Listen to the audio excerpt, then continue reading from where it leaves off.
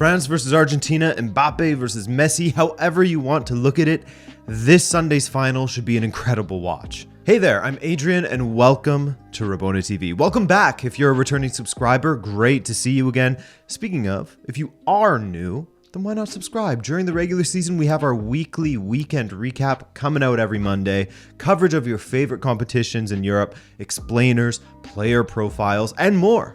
Would love to have you around. So, in this video, we'll quickly go over the third place playoff, kind of, and then we'll get into the shared history between France and Argentina and their performances in finals, and finally, a breakdown of how these teams got here, potential ways they can hurt each other, etc., etc. But first, let's quickly shout out our sponsors for most of our previews during this World Cup, OneFootball. So here's the deal. Once you download the OneFootball app, link in the description, as always, go ahead and follow the clubs, competitions, and hey, even the players you care the most about. From there, your home screen will be populated with the news stories about said players and competitions and clubs you care about, while the latest breaking news will keep you up to the minute on all of the goings on in the world of football. And during this World Cup, they have match reports, man of the match write-ups, head-to-head stats, and so much more for you to sink your teeth into.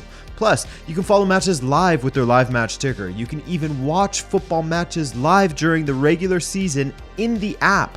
Watch interviews, behind the scenes footage, highlights, and more. So use the link below to download or use the QR code and you'll be on your way. Thanks OneFootball, and let's get into this video. Now, in a previous video, I said how I don't really have, a ton of love for the third place playoff. Plenty of players have said that they don't care for it. FIFA have even considered getting rid of it, but it's all a personal preference thing. Some people really cherish their third place finishes and look forward to having something to take away from the tournament, while others see it as a glorified friendly. There's no right or wrong answer, really. Again, it comes down to how you feel about it. I feel differently than perhaps you do, or maybe we agree. It doesn't really matter in the end.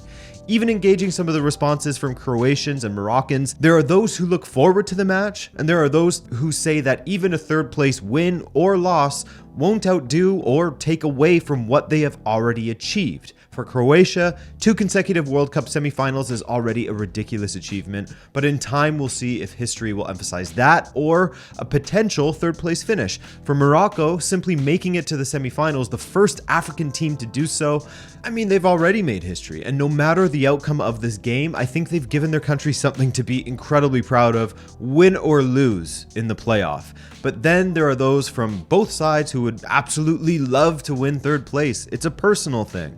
So ultimately, the third place playoff is sort of a match of perspective, I guess. It has as much importance as you want to give it. Losing it doesn't really hurt, while winning it can be a nice consolation for missing out on the final and ultimately a nice achievement. Third best team out of 32, that's pretty impressive. So yeah, no right or wrong way of looking at it here in my opinion. In history, we often just remember the teams in the finals, while the nations involved in the third place playoff will think of those matches far more. But in saying all of this, I can absolutely admit that if Canada was in it, I would want them to win it and be more excited. If it was Portugal, I think I would care a little bit less. It would be more a disappointment in missing the final than anything. So I'm looking forward to seeing if Morocco will try to play more on the front foot as they had against France, where again, they were just missing someone to finish off the chances they were making and to get on the end of those crosses and cutbacks. For Croatia, I'll be curious to see if they rotate their squad or go all in. In 2018, England and Belgium rotated a bit. Phil Jones, Rose, Ruben Loftus-Cheek, those guys were starting in the third place playoff last time. But regardless, best of luck to both teams.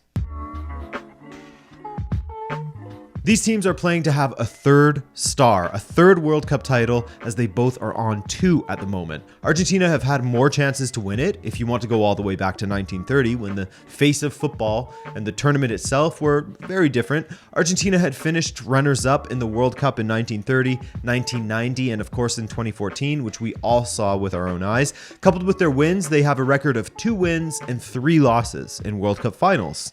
As for France, they are defending champions. They previously won the World Cup back in 1998 as well as 2018, and they lost it in 2006.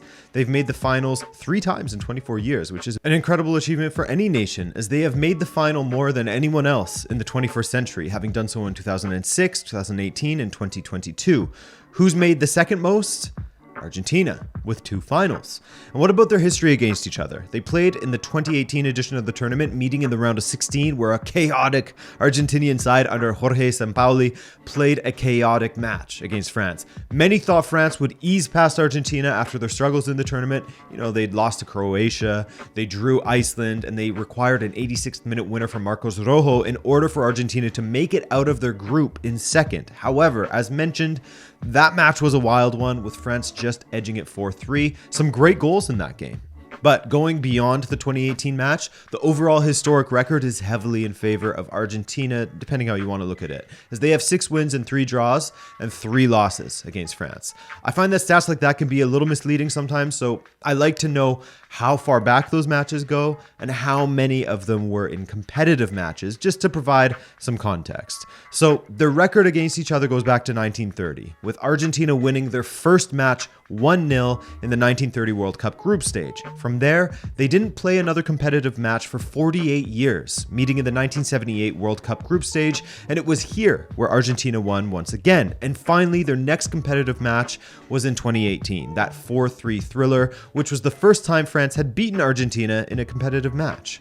All of their other meetings, friendlies, and we all know just how dangerous it is to draw any sort of conclusions from friendlies. So if you'd like, their competitive record against each other, their record against each other in the World Cup, looks like 2 wins for Argentina, 1 for France, with France's victory being the most recent meeting, which mirrors their development into a true power in football in the last 25 years or so.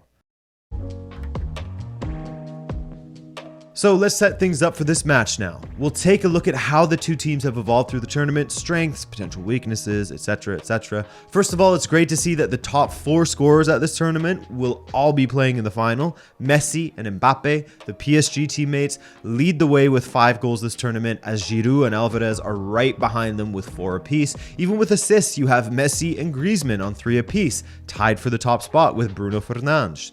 But individual stats aside, let's start with the defending champions France, whose only real misstep in this tournament was their loss to Tunisia. You could add an asterisk next to that if you wanted to, since France had completely rotated their squad, but maybe just half an asterisk, as even with a rotated squad, France still has a top team.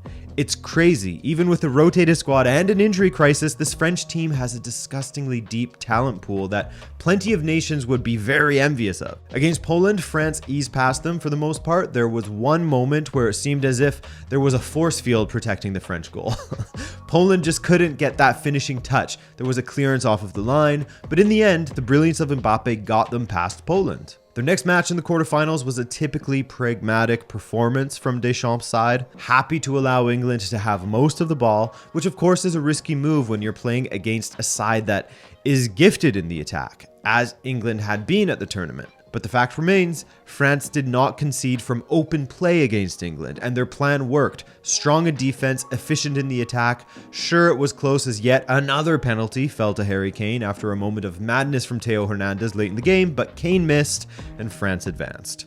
Against Morocco, they gave up even more possession to the sweethearts of the tournament, but the gameplay worked once again, as it has all tournament long. Defend well, progress the ball forward quickly, utilizing the passing of Griezmann or the speed and the dribbling of Dembele and Mbappé in wide areas, and be efficient in the attack. 3 shots on target against Morocco, 2 goals. That's one of France's biggest strengths, isn't it? Olivier Giroud has evolved into a top striker as the years have progressed, and like I said previously, he found all of those goals that went missing for him at the 2018 tournament.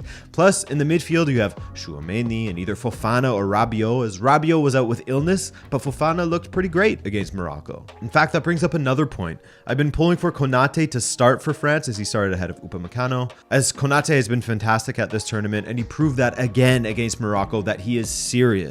I do wonder if Deschamps will opt to go with him over Upamecano for the final, because the way I see it, and this is an oversimplification of course, but you can look at it like this. Upamecano is incredible on the ball, but for both Bayern and France at times, he seems like he has a defensive mistake in him. While Konate may not be as good on the ball, but he has made match-saving tackles, he's been impossible to dribble past, he gets in the way of cutbacks and crosses, he's been a defensive colossus for France. So do you sacrifice ever so slightly some potential build-up from the back over defensive security against Messi and the fellas?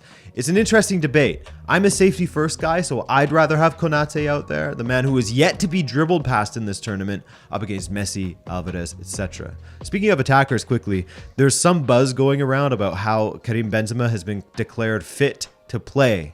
And what's interesting is that Deschamps never replaced him in France's squad, so he could, if Deschamps wanted him to, play in the final. But is that going to happen? I don't know. Apparently Real Madrid gave him an opportunity to go to Qatar for the final. Will he be in the matchday squad? I don't know. When Deschamps was asked about it, he said, I don't want to talk about that. I think even if he does end up in the matchday squad, it still has to be Giroud starting. It just doesn't make sense to put Benzema in there. As a sub, if you need him, I mean, maybe, but it just doesn't make sense otherwise. I think it's safe to say that Argentina started this tournament quite slowly. That loss against Saudi Arabia will go down as one of the most fun matches of the tournament and a great memory for the Saudis. But as they continue to progress through this tournament, bar that match against the Netherlands where they nearly threw it, thanks to a boneheaded free kick that they gave away at the end and some brilliance from the Dutch, they looked pretty comfortable going through the knockout rounds. Oh, and that late save against Australia as well. That was a bit touch and go for a moment there. For me, the two changes that Scaloni has made in order to change their performances for the better in this tournament has been the inclusions of the two former River Plate boys, Enzo Fernandez and Julian Alvarez. The inclusions of these two has been a massive upgrade for Argentina in the midfield and the attack. With Enzo, you get everything you want from a midfielder: strong in the tackle, the ability to make a pass that nobody else can see as he has a very high IQ, and to execute a perfectly weighted through ball, quick, incisive interplay with his teammates in tight areas.